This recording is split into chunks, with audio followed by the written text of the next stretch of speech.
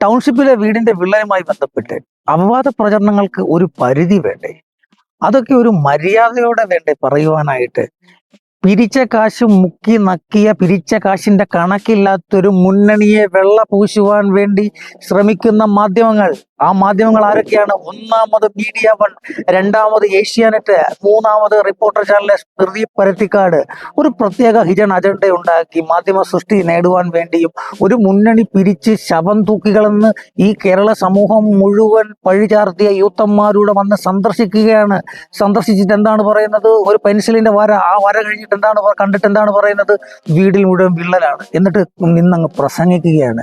നിങ്ങളും കുറച്ച് വീടുകൾ ഓഫർ ചെയ്തായിരുന്നല്ലോ, വീട് എവിടെ? ഇപ്പൊ വിള്ളല് കണ്ടുപിടിക്കാനായിട്ട് ഒരു പെൻസിലിന്റെ മാർക്കെങ്കിലും വെച്ചുകൊണ്ട് അവിടെ ഒരു വീടുണ്ടല്ലോ. നിങ്ങളുടെ കേമന്മാരായിട്ടുള്ള നേതാക്കന്മാർ വന്നിട്ട്, പ്രിയങ്കാജിയും രാഹുൽ ഗാന്ധിയും എൻ്റെ കോൺഗ്രസിന്റെ ടീമും വന്നിട്ട് ഒരു തറക്കല്ലിട്ടിട്ട് പോയല്ലോ. അവിടെ കൊണ്ടൊരു റീത്തെങ്കിലും നിങ്ങൾ വെക്ക്.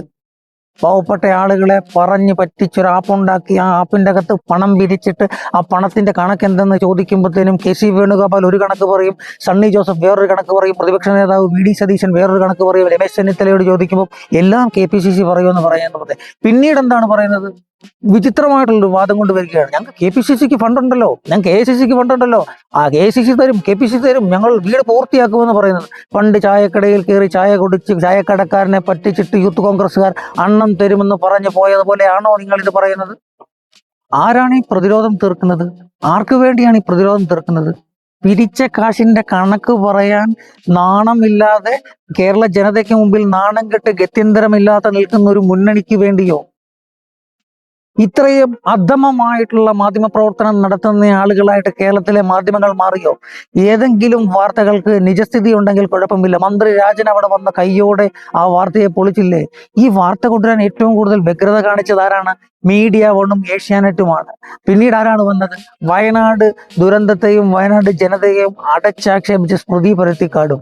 ഈ മുണ്ടക്കൈ ചുരുൾമലി ആഗോള തലത്തില് പോസ്റ്റ് ഡിസാസ്റ്റർ റീഹാബിലിറ്റേഷൻ്റെ അകത്ത് പഠിക്കാനായിട്ട് പോകുന്ന ഒരു പദ്ധതി കൂടിയാണിത്.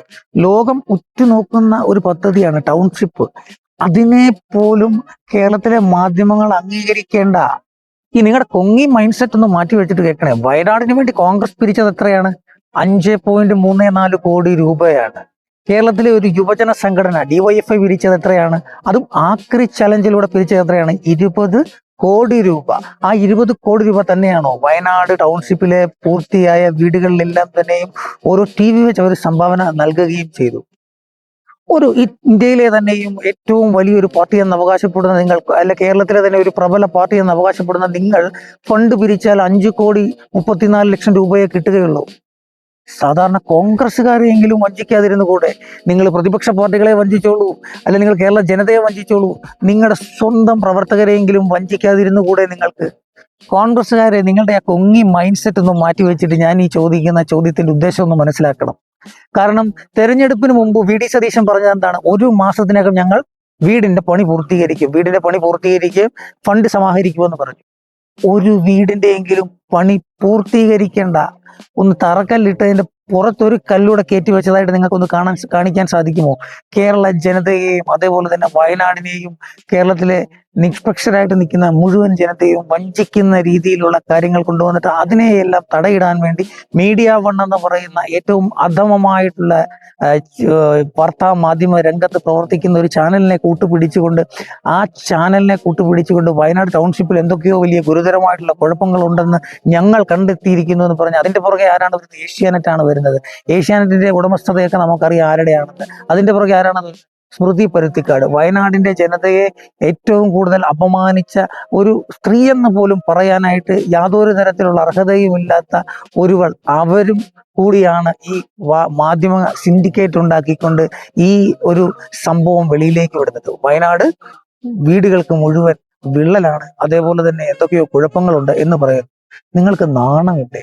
നിങ്ങളെ നിരന്തരം നുണകൾ പറഞ്ഞുകൊണ്ട് ഈ വയനാടിന്റെ വീടിനെയും വയനാടിന്റെ ഫണ്ടിനെയും കുറിച്ച് നിങ്ങൾ നിരന്തരം നുണകൾ പറഞ്ഞ് പറ്റിച്ചത് കേരളത്തിലെ ജനതയെ മാത്രമല്ല, നിങ്ങളെ വിശ്വസിച്ച് നിങ്ങളുടെ കൂടെ നിൽക്കുന്ന കോൺഗ്രസിന്റെ പ്രവർത്തകരെയും അനുഭാവികളെയും കൂടെയാണ്. ആദ്യമേ നിങ്ങൾ അവർക്കൊരു ആത്മവിശ്വാസം കൊടുക്കുക, നിങ്ങൾ അവർക്കൊരു ക്ലാരിറ്റി കൊടുക്കുക ഇതിനെക്കുറിച്ച്. എന്നിട്ട് മറ്റുള്ള മുന്നണിയുടെ മെക്കിട്ട് കയറാനായിട്ടും അല്ലെങ്കിൽ ചെയ്തു വെച്ച പ്രവർത്തനങ്ങളെ നിങ്ങൾ അംഗീകരിക്കേണ്ട, നിങ്ങൾ ആശംസകൾ അറിയിക്കേണ്ട. നിങ്ങൾ ദയവ് ചെയ്ത് ആ ചെയ്തു വെച്ച പ്രവർത്തനങ്ങളെ മുടക്കാതിരുന്നാൽ മാത്രം മതി. എവിടെയും വികസനം മുടക്കുകയും വികസനം വിരോധികളായിട്ടും നിൽക്കുന്ന നിങ്ങളൊരു കാര്യം ചെയ്യണം. ഈ വയനാട് ടൗൺഷിപ്പിനെയെങ്കിലും ഒന്ന് വെറുതെ വിടൂ. സാധാരണപ്പെട്ട വീടും കൂടും ഉറ്റവരെയും ഒക്കെ നഷ്ടപ്പെട്ട ആളുകൾക്ക് എങ്ങനെയെങ്കിലും ആ വീടുകളൊന്ന് പൂർത്തീകരിച്ച് അവർക്കത് താമസയോഗ്യമായിക്കൊള്ളട്ടെ. ഇത്തരം ഏടാകൂടങ്ങൾ കൊണ്ടുവന്ന് ദയവ് ചെയ്ത പദ്ധതിയെ അട്ടിമറിക്കുവാൻ വേണ്ടി ശ്രമിക്കരുതേ കോൺഗ്രസെ. ഈ നമ്മുടെ KPCC president Sunny Joseph Wayanad fund പിരിവുമായിട്ട് ബന്ധപ്പെട്ട് ഒരു പ്രധാനപ്പെട്ട വാർത്താ സമ്മേളനം നടത്തിയപ്പോൾ അതിൻ്റെ അകത്ത് 9 ലക്ഷം രൂപ കൊടുത്താണ് ഞങ്ങൾ സ്റ്റാൻഡ് വിത്ത് വയനാട് എന്നും പറഞ്ഞൊരു ആപ്ലിക്കേഷൻ ഉണ്ടാക്കിയെന്ന് പറയുന്നു. ആ ആപ്ലിക്കേഷൻ ഇപ്പൊ നിലവിലില്ല എന്ന് പറയുന്നു, നശിച്ചു പോയെന്ന് പറയുന്നു. ഇത്രയും അൺസെക്യൂർ ആയിട്ടുള്ള ഒരു ആപ്ലിക്കേഷനാണോ നിങ്ങൾ പൊതുജനങ്ങൾക്കിടയിലേക്ക് ഫണ്ട് കളക്ട് ചെയ്യുവാനായിട്ട് എത്തിച്ചത്? ജനങ്ങൾക്ക് വിശ്വസിക്കാൻ ബുദ്ധിമുട്ടുണ്ട്. നിങ്ങൾ ഞങ്ങളെയൊക്കെ വിഡ്ഢികളാക്കിക്കൊള്ളൂ. നിങ്ങളുടെ സാധാരണപ്പെട്ട പ്രവർത്തകരും അനുഭാവികളായിട്ടുള്ള ആളുകളെയെങ്കിലും നിങ്ങളൊന്ന് പറഞ്ഞ് അത് വിശ്വസിപ്പിക്കാനായിട്ട് ശ്രമിക്കൂ എന്നുകൂടി പറയാനുള്ളൂ. സത്യസന്ധത തെല്ലെങ്കിലും ഉണ്ടാകണം കേട്ടോ കോൺഗ്രസേ.